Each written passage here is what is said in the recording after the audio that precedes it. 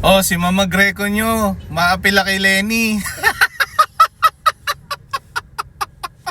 Pagkatapos yung siraan, pagkatapos yung tawagin ng kung ano-ano, pagkatapos yung pagbintangan ng kung ano-ano, ngayon nilalapitan nyo.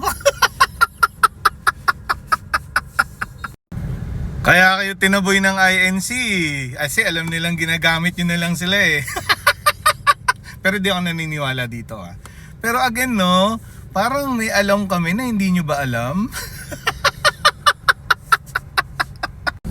Oh, isa pa to, tinira nyo rin to, di ba? Ginagawa lang niya trabaho niya.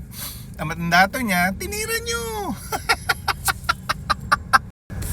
Oh, isa pa to, Sec Beans. Oh, tinira nyo rin kasi may nadiscover siyang mga 2018 pa na flood control hindi gumagana at nawawala. Galing, diversionary tactics.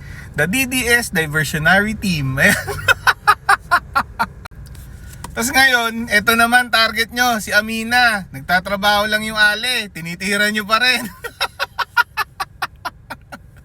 Gipit na.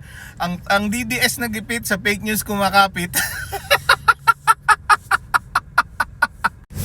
Nagda-divert na ba dahil palpak to?